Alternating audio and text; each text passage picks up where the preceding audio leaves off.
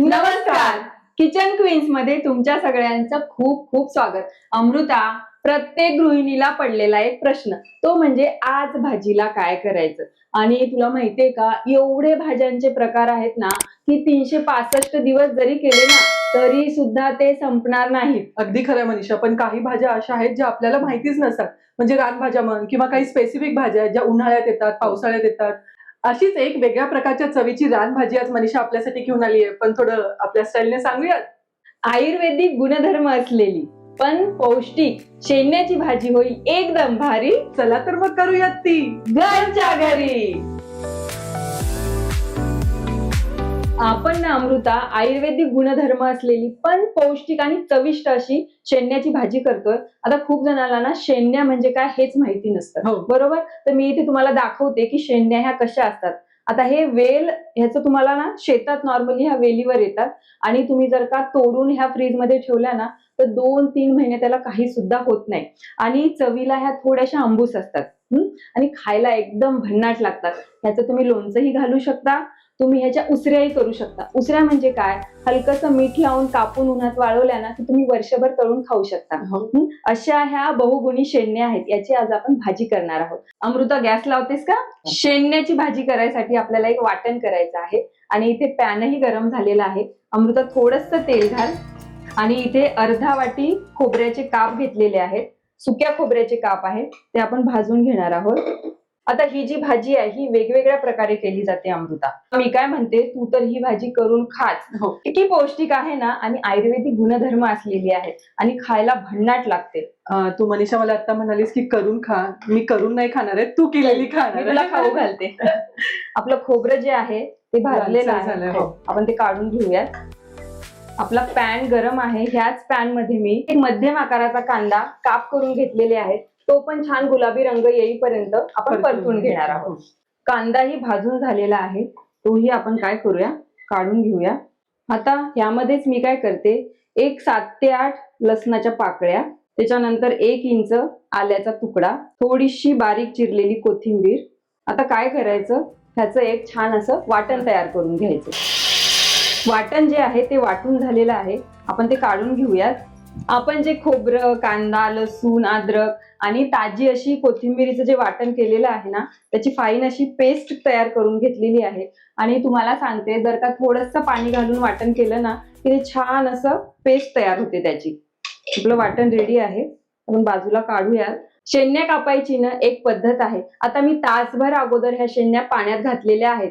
आता ही जी शेंगणी आहे ही घ्यायची आणि हा जो देठाकडचा भाग आहे हा असा कापायचा आणि हा भाग जो आहे तो चाटून बघायचा. काय होतं, कधी कधी ह्या ज्या शेंगण्या आहेत ह्या कडवट निघतात, त्यामुळे एक जरी कडू शेंगणी भाजीत गेली तर अख्खी भाजी कडू होते. त्यामुळे ही एक भाजी करायची पद्धत आहे. तर तुम्हाला वाटेल की काय खाऊन बघते, पण हे असंच केलं जातं. आता हे असं चाखून बघायचं. आता हे कडू नाही आहे, त्यामुळे बाजूला काढून ठेवायचं. आणि आतमध्ये आपल्याला एक सारण भरायचं आहे, त्यामुळे त्याला आपण भरलं वांग करताना जसा कट मारतो ना तसा 4 कट मारायचे आणि असं मी ह्याला बाजूला ठेवून देते. आता सगळ्या शेंगण्या कट करताना हीच पद्धत वापरायची. अशी शेंगणी कट करायची, थोडीशी चाखून बघायची. आता ही शेंगणी कडू आहे त्यामुळे ही मी बाजूला काढून ठेवते. आता ही शेंगणी जर का भाजीत गेली असती ना तर आपली सगळी भाजी कडू झाली असती. आता दुसरी शेंगणी घेते, कट करायची, चाखून बघायची आणि चांगली असेल तर असा कट करून बाजूला काढून ठेवायची. अशाच प्रकारे मी सगळ्या शेंगण्या ज्या आहेत त्या कट करून घेणार आहे. आपल्या ज्या शेंगण्या आहेत त्या सगळ्या अशा मी कट मारून घेतलेल्या आहेत. आता ह्या शेंगण्यामध्ये घालायला ना एक आपल्याला अजून एक मसाला तयार करायचा आहे. त्यासाठी मी इथे काय केलेलं आहे, इथे मी कराळ भाजून त्याचा बारीक असा कूट केलेला आहे. तर साधारणतः 2-3 चमचे कराळाचा कूट. अच्छा, मनीषा तिच्या भाषेत बोलतीये कराळाचा कूट. कराळा म्हणजे ती कारळं म्हणतीये तुम्हाला. आणि इथे तिळाचा कूट घेतलेला आहे. तीळ पण हलकेसे भाजून ना त्याचा असा कूट करून घ्यायचा, साधारणतः 2 चमचे. आता ह्यामध्ये आपण घालणार आहोत अगदी किंचित अशी हळद आणि चवीनुसार लाल तिखट आणि चवीपुरतं मीठ आणि थोडं अमृता 1 चमचाभर तेल घाल. अच्छा, म्हणजे ते मिळून यायसाठी व्यवस्थित असं मिक्स करून घ्यायचं. आणि आपण ह्या ज्या शेंण्याला 4 असे कट मारलेले आहेत, तर व्यवस्थित आतमध्ये हा जो कूट आहे तो भरून घ्यायचा. अशाच प्रकारे आपण काय करूया, आपल्या ज्या सगळ्या शेंण्या आहेत त्या भरून घेऊयात. अमृता, ही जरी रानभाजी असली ना, पण ती जरा मन लावून आणि चवीने केली ना, की ती चवदारच होते. मनीषा, जरी ही रानभाजी असली ना, तरी मला प्रेक्षकांना सांगायला आवडेल की ही बहुगुणी आहे.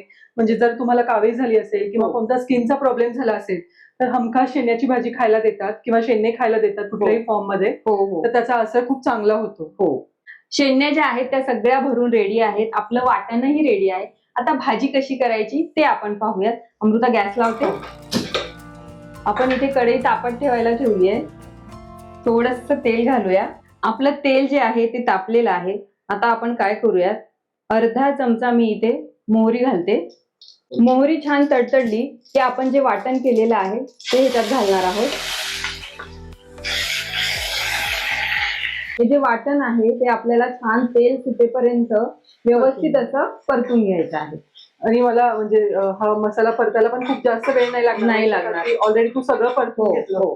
फक्त लसूण जो आहे तो आपण कच्चा घातलेला आहे, त्यामुळे त्या लसणाचा कच्चेपणा थोडा कमी झाला की आपलं वाटण झालं.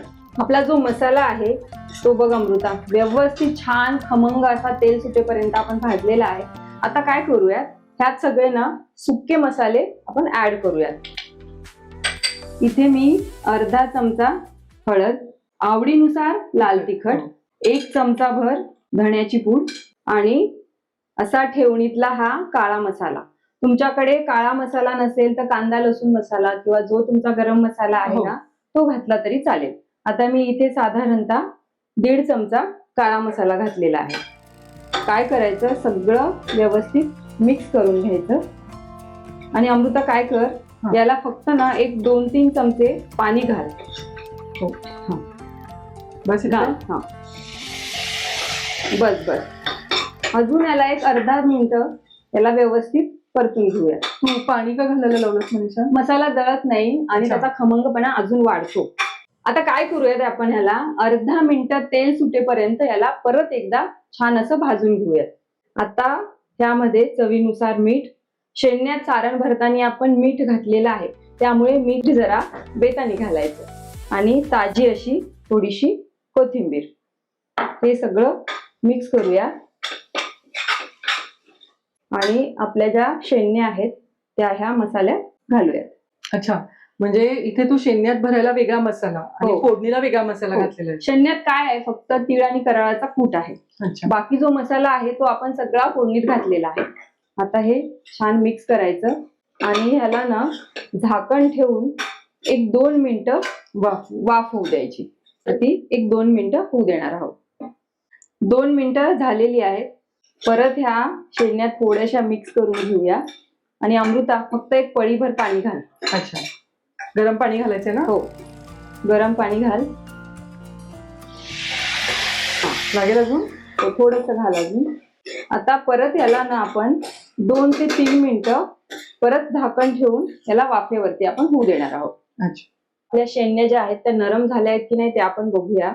वा वा वा अमृता, बघ, छान मसाल्याला तेलही सुटलंय आणि शेंण्या ज्या आहेत ना त्या थोड्याशा आंबूस असतात. बघ, तो वास आंबूसचा ना येतोय. आणि मला वाटतं त्या मऊ पण झाल्यात. थोड्याशा मऊ झाल्यात. अजून थोडंसं पळीभर पाणी घालून ना अजून थोड्याशा 4 मिनिटं त्याला आपण शिजू देऊयात. अच्छा, म्हणजे अंदाजे तुम्हाला पाण्याचा अंदाज घेऊन. थोड्याशा मऊ झाल्यात. आता एक 2-4 मिनिटात त्या होऊन जातील. थोडंसं पाणी घालते का? हो, म्हणजे खूप असं रस्सा भाजी नाही, खूप कोरडीही नाही, थोडी लगलगीत अशी ही भाजी. आता याला थोडंसं अजून एक 4 मिनिटं आपण शिजू देऊयात. आपल्या जे शेंण्याची भाजी आहे ती रेडी झालेली आहे. आपण काय करूया, ती सर्व करूया. बघ अमृता, झाली की नाही टेम्पटिंग एकदम भाजी. खूपच छान दिसते तर मनीषा. हे म्हणजे याची अशी भाजी होते हे मला पहिल्यांदाच माहिती पडलंय. आणि त्या आंबूस असतात ना अमृता, त्यामुळे अशी छान आंबूस तिखट ही भाजी ना खरंच खूप छान होते. पण तुम्ही केल्याशिवाय आणि खाल्ल्याशिवाय तुम्हाला ते कळणार नाही. आमच्या इकडे गावाला असं म्हणतात की आपण जे तोंडले आणतो त्याच जातीतला हा एक प्रकार आहे. पण फक्त ही रानभाजी आहे. मस्त झणझणीत अशी शेंण्याची भाजी आपली तयार झालेली आहे.